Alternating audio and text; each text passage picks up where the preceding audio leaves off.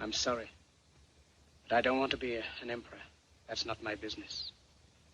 I don't want to rule or conquer anyone. I should like to help everyone if possible.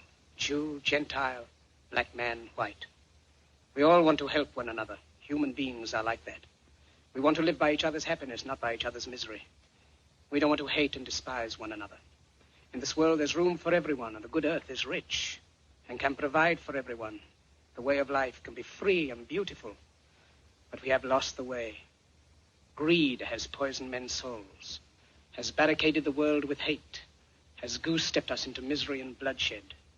We have developed speed, but we have shut ourselves in. Machinery that gives abundance has left us in want. Our knowledge has made us cynical, our cleverness hard and unkind. We think too much and feel too little. More than machinery, we need humanity. More than cleverness, we need kindness and gentleness. Without these qualities, life will be violent, and all will be lost. The aeroplane and the radio have brought us closer together. The very nature of these inventions cries out for the goodness in men, cries out for universal brotherhood, for the unity of us all. Even now, my voice is reaching millions throughout the world, millions of despairing men, women, and little children, victims of a system that makes men torture and imprison innocent people. To those who can hear me, I say, do not despair. The misery that is now upon us is but the passing of greed, the bitterness of men who fear the way of human progress. The hate of men will pass, and dictators die, and the power they took from the people will return to the people. And so long as men die, liberty will never perish.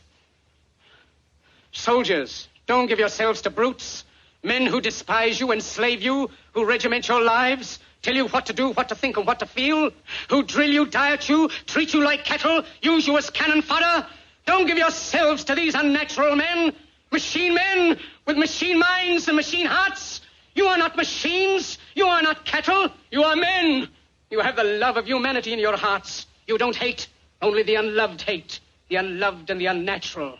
Soldiers, don't fight for slavery, fight for liberty. In the 17th chapter of St. Luke it is written, the kingdom of God is within man, not one man nor a group of men, but in all men, in you. You, the people, have the power to create machines, the power to create happiness. You, the people, have the power to make this life free and beautiful, to make this life a wonderful adventure. Then in the name of democracy, let us use that power. Let us all unite.